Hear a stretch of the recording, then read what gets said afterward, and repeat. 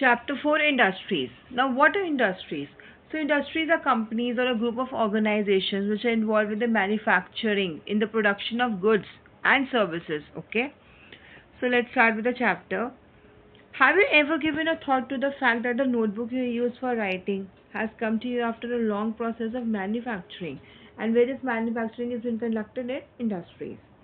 It started its life as a part of a tree.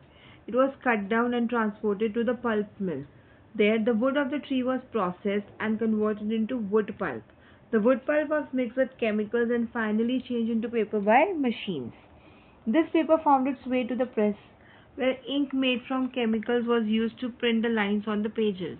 The pages were then bound in the form of a notebook, packed and sent to the market for sale. Finally, it reached your hands. Okay. So all these activities are performed where in industries, in big industries where there are machines, tools, machinery to do all such activities. Okay. Now secondary activities or manufacturing change raw material into products of more value to people. Now here the raw material was what? The raw material was the tree. Okay, it was cut down and transported to the pulp mill. So here the raw material was a tree, and then it was changed into a useful product, paper. Okay, and which adds more value to people. Okay, so manufacturing or secondary activities change raw materials into products of more value to the people. As you have seen, pulp was changed into paper and paper into a notebook. These represent the two stages of manufacturing process. The paper made from pulp and cloth made from cotton have had value added to them at each stage of the manufacturing process. In this way, the finished product means the final product, has more value and utility than the raw material that it was made from. Okay, so the cloth, the t-shirt, the trouser, the dresses you wear are the final products. Okay, made from the fabric. So it can be cotton, it could be nylon, it could be polyester, etc. Okay, so see here the picture. The journey begins from a tree and then it is finally made into a paper. Okay, then it's again recycled. The paper is again recycled and used for some other purpose. Okay, now industry. Industry refers to an economic activity that is concerned with production of goods, extraction of minerals, or the provision of services, right? So what does industry refer? Industry refers to an economic activity that is concerned with the production of goods, extraction of materials, and the provision of services. Thus, we have iron and steel industry, where the production of goods will be done, coal mining industry, where the extraction of coal will be done, and tourism industry, which is a service providing industry. Okay. Now classification of industries. Now industries can be classified on the basis of raw material, size, and ownership. Okay. Now raw materials. Industries may be agro-based, mineral-based, marine-based, and forest-based, depending on the type of raw materials they use. Okay. So on the type of raw materials used, the industries are categorized in four parts. So agro-based, mineral-based, marine-based, and forest-based. Now let's know about agro-based industries. What are agro-based industries? So agro-based industries use plant and animal-based products as their raw material. Food processing, vegetable oil, cotton textile, dairy products, and leather industries are examples of agro-based industries. So leather is again extracted from the skin of animal. Okay, so all those products which are related to, which are animal-based products or plant-based products, come under the category of agro-based industries. Then the second industry, mineral-based industries. Now mineral-based industries are primary industries that use mineral ores as their raw materials. The product of these industries feed other industries. Iron made from iron ore is a product of mineral-based industry. This is used as raw material for the manufacture of a number of other products such as heavy machinery, building materials, and railway coaches. The heavy machinery which is used in the manufacturing of goods, in the construction of buildings, all those are made from iron. So, and these are produced where in mineral-based industries. Okay. Now marine-based industries. Now what is marine? Marine is water, seas, oceans. Okay. So marine-based industries use products from the sea and oceans as raw materials. Industries processing seafood or manufacturing fish oil are some examples. Then forest-based industries. Forest-based industries utilize forest produce as raw materials. Okay. So the industries associated with forests are pulp and paper, pharmaceuticals, furniture and buildings. Now why pulp and paper? Because of the tree. Okay. So the pulp and paper is made from the tree. Then furniture is made from where? From the tree. Right? From the wood. So forest-based industries. Now here you can, if you want, you can do this activity. Give some examples of agro-based industry. So here see it's already written food processing, vegetable oil, cotton, textile and dairy products and leather industries are examples of agro-based industries, right? Now on the basis of size. Now it refers to the amount of capital invested. How much capital you have invested according to that size. Number of people employed and the volume of production, right? If you have a small company with small capital invested, less number of people operating there, so that is a small scale industry. And if more capital is invested, number of people are employed more and volume of production is high, then the profits are high, so that is a large scale industry. Okay, so based on size, industries can be classified into small scale and large scale. So based on size, if we will say, industries are classified as small scale and large scale industries. Okay. Cottage or household industries are a type of small scale industry where the products are manufactured by hand by the artisans, right? So what kind of products can be manufactured by hand, like basket weaving, pottery and other handicrafts are examples of cottage industry. Then small scale industries use lesser amount of capital and technology as compared to large scale industries, and they also produce large volumes of products. Okay, small scale industries use lesser amount of capital and technology as compared to large scale industries that produce large volumes of products. Okay, investment of capital is higher and the technology used is superior in large scale industries. So investment of capital is also higher and technology is also used as superior than small scale industries and large scale industries. The examples of small scale industries will be silk weaving and food processing industries are called small scale industries. And large scale industries will be production of automobiles, heavy machinery are examples of large scale industries. Where cars are produced, manufactured, those are large scale industries. Okay. Now on the basis of ownership. Now industries can be classified into private sector, state owned or public sector, joint sector and cooperative sector, right? Now private sector industries. So private sector industries are owned and operated by individuals or group of individuals. For example, if you open an industry, so that will be a private sector industry, right? Because it will be operated by individuals or a group of individuals. The public sector industries are owned and operated by the government, okay, such as Hindustan Aeronautics Limited and Steel Authority of India Limited. Okay. Then joint sector industries. These are owned and operated by the state and individuals or a group of individuals. So it is a mix of state and individual. So Maruti Udyog Limited is an example of joint sector industry. Then cooperative sector. Industries are owned and operated by the producers or suppliers of raw materials, workers or both. Okay. So the example of cooperative sector industries, Anand Milk Union Limited and Sudha Dairy are the success stories of cooperative venture, right? Which are run both by the workers and the owners. See, this is Sudha Dairy in cooperative sector. Okay. Now, children, please learn all these examples. These are very important. Okay. Like for example, you will be asked, give an example of cooperative sector industry, then give an example of joint sector industry. So you will be able to easily answer if you will learn these. Now, factors affecting location of industries. The factors affecting the location of industries are the availability of raw material, then land, then water, then labor, then power, then capital, then transport and market. Okay. Now industries are situated where some or all of these factors are easily available.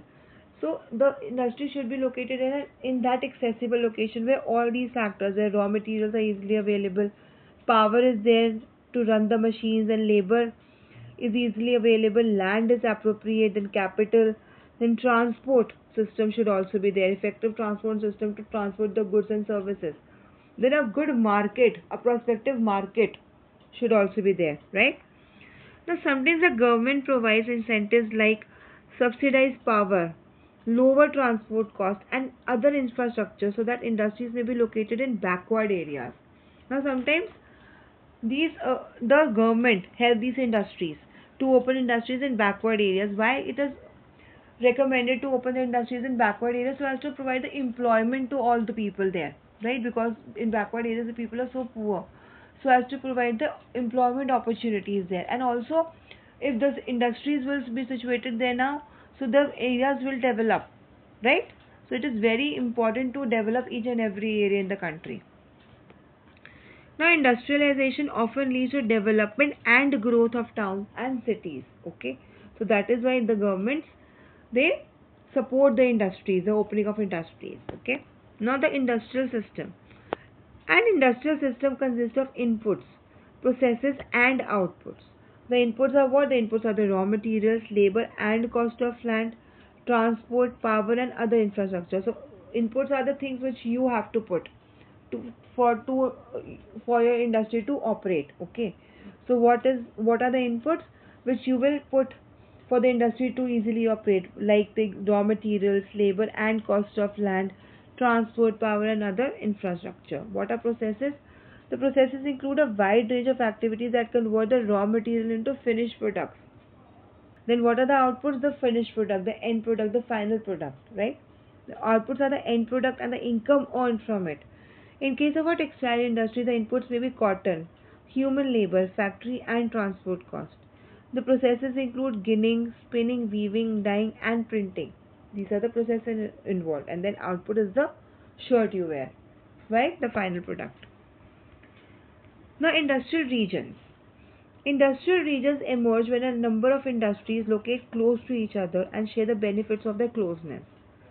Major industrial regions of the world are Eastern North America, Western and Central Europe, Eastern Europe, and Eastern Asia.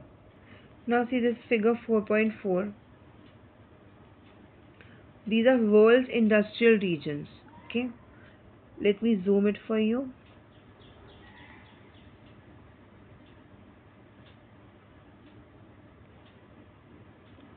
See, Anglo-American manufacturing belt.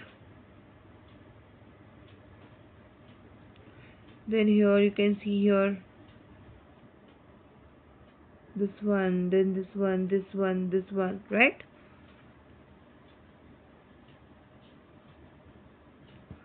Southeast Brazil. Here you can see. Here you can see. These all the industrial regions, okay, which are marked with black, right? And this is the world industrial belt. This one. Here, this one. Okay. So you can read this map carefully. Now, major industrial regions tend to be located in the temperate areas near seaports and especially near coal fields. Now, why near seaports? Because of the transportation. Okay, the import export is easier through the sea. Now, India has several industrial regions like Mumbai, Pune cluster, then Bangalore, Tamil Nadu region, then Hooghly region, Ahmedabad, Baroda region, Chota Nagpur industrial belt, Visakhapatnam, Guntur belt, Gurgaon, Delhi, Meerut region, and the Kollam, Thiruvananthapuram industrial cluster. Okay, industrial disaster. In industries, accidents, disasters mainly occur due to technical failure or irresponsible handling of hazardous material. What is hazardous material? The poisonous material. Then, one of the worst industrial disasters of all time occurred in Bhopal on 3rd December 1984 around 12:30 am in the night, the midnight. It was a technological accident in which highly poisonous methyl isocyanate (MIC) gas along with hydrogen cyanide and other reaction products leaked out of the pesticide factory of Union Carbide. The official death toll was 3,598 in 1989. Thousands who survived still suffer from one or many ailments like blindness, impaired immune system, gastrointestinal disorders, etc.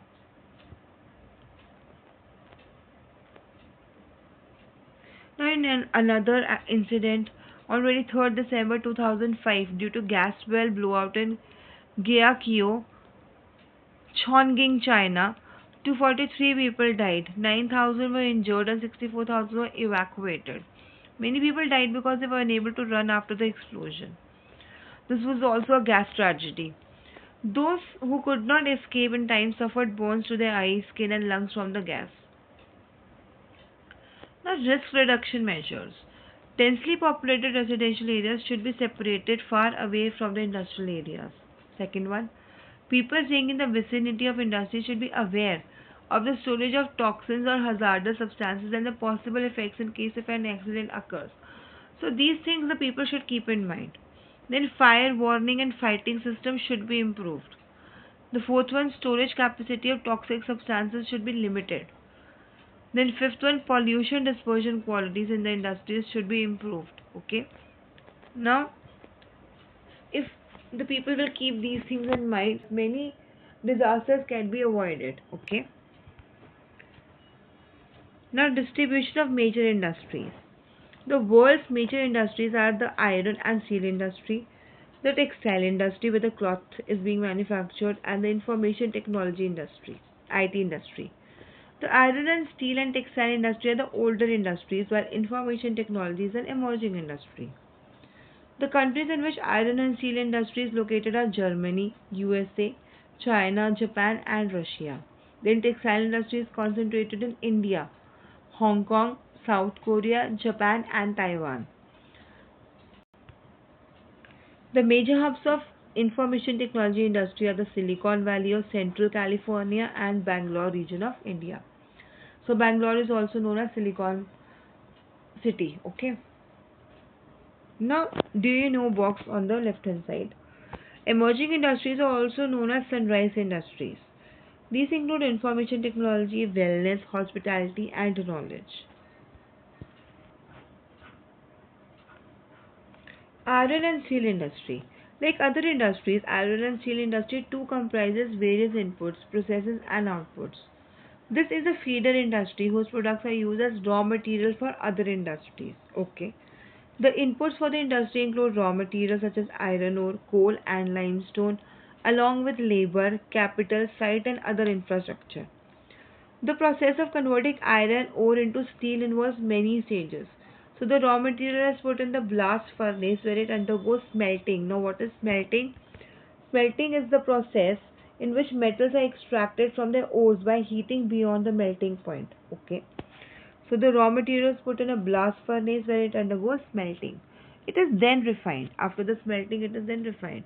The output obtained is steel, which may be used by other industries as raw material. Now see here, this figure, manufacturing of steel, how this is done. 8 tons of coal plus 4 tons of iron ore plus 1 ton of limestone. What it will make? 1 ton of steel. Okay. Now steel is tough and it can be easily shaped, cut or made into wire. Special alloys of steel can be made by adding small amount of other metals such as aluminium, nickel and copper. Alloys give steel unusual hardness, toughness or ability to resist rust. Now steel utensils are also being made nowadays. Many things are made from steel. Bridges are made. Okay. So steel is often called the backbone of modern industry. Almost everything we use is either made of iron or steel or has been made with tools and machinery of these metals. Ships, trains, trucks and autos are made largely of steel. Okay. So ships are made of steel. Okay. So hard, how durable the ship is. Even the safety pins and the needles you use are made from steel. Oil wells are drilled with steel machinery. Steel pipelines transport oil. Minerals are mined with steel equipment. Farm machines are mostly steel. Large buildings have steel framework. Okay. See here figure 4.6. From iron ore to steel in a blast furnace. So this is a blast furnace. Okay. This is a blast furnace. Now before 1800 AD, iron and steel industry was located where raw materials, power supply and running water were easily available. Later, the ideal location for the industry was near coalfields and close to canals and railways. After 1950, iron and steel industry began to be located on large areas of flat land near seaports. This is because by this time steel works had become very large and iron ore had to be imported from overseas. Okay, import and export was done from seas. See here, you can see this diagram. The best location before 1800. What was the best location? Near the coal fields, okay, or where raw material, power supply and running water was easily available. Then the best locations from 1800 to 1950. Then here you can see the best location since 1950, okay. So it is located now on the flat land near the seaports, where the import export is easy. In India, iron and steel industry has developed taking advantage of raw materials, cheap labor, transport and market. All the important steel producing centers such as Bhilai, Durgapur, Burnpur, Jamshedpur, Rourkela, Bokaro are situated in a region that spreads over 4 states: West Bengal, Jharkhand, Orissa and Chhattisgarh. Now Bhadravati and Vijayanagar in Karnataka, Vishakhapatnam in Andhra Pradesh, Salem in Tamil Nadu and other important steel centers utilizing local resources. Now Jamshedpur. Before 1947, there was only one iron and steel plant in the country, Tata Iron and Steel Company Limited, that is TISCO. It was privately owned. After independence, the government took the initiative and set up several iron and steel plants. So TISCO was started in 1907 at Sakshi, near the confluence of the rivers Subarnarekha and Karkhai in Jharkhand, right? Later on, Sakshi was renamed as Jamshedpur. So earlier Jamshedpur was known as Sakshi. Geographically, Jamshedpur is the most conveniently situated iron and steel center in the country. See location of iron and steel industry in Jamshedpur. See, you can see this is Swarnarekha river here, right? This is Tata Steel Works. This is Karkhai river. So from orange color you will get the major roads here, and then this is the railway line here, okay. So Sakshi was chosen. Why it was chosen? Now let us know. So Sakshi was chosen to set up the steel plant for several reasons. This place was only 32 km away from Kalimati station on the Bengal-Nagpur railway line, okay. It was close to the iron ore, coal and manganese deposits as well as to Kolkata, which provided a large market. Now TISCO gets coal from Jharia coal fields and iron ore, limestone, dolomite and manganese from Orissa and Chhattisgarh. The Karkhai and Subarnarekha rivers ensured sufficient water supply. Government initiatives provided adequate capital for its later development. In Jamshedpur, several other industrial plants were set up after TISCO. They produced chemicals, locomotive parts, agricultural equipment, machinery, tin plate, cable and wire, right? The development of the iron and steel industry opened the doors to rapid industrial development in India. Almost all sectors of Indian industry depend heavily on the iron and steel industry for their basic infrastructure. The Indian iron and steel industry consists of large integrated steel plants as well as mini steel mills. It also includes secondary producers, rolling mills and ancillary industries. Okay. Now Pittsburgh. Now we have just read about Jamshedpur, which is in India. Now we will read about Pittsburgh, which is in United States. So Pittsburgh is an important steel city of the United States of America. The steel industry at Pittsburgh enjoys locational advantages. So here also the location has many advantages, right? Now some of the raw materials such as coal is available locally, while the iron ore comes from the iron mines of Minnesota, about 1500 kilometers from Pittsburgh. Between these mines and Pittsburgh is one of the world's best routes for shipping ore cheaply, the famous Great Lakes Waterway. Trains carry the ore from the Great Lakes to the Pittsburgh area. The Ohio, the Monongahela and Allegheny rivers provide adequate water supply. Okay. Now let's read this do you know box on the left hand side. The name of Great Lakes are Superior, Huron, Ontario, Michigan and Erie. Lake Superior is the largest of these 5 lakes. It lies higher upstream than others. Okay. Now let's come back to our paragraph. Today, very few of the large steel mills are in Pittsburgh itself. They are located in the valleys of Monongahela and Allegheny rivers above Pittsburgh and along the Ohio River below it, right? Finished steel is transported to the market by both land and water roads. The Pittsburgh area has many factories other than steel mills.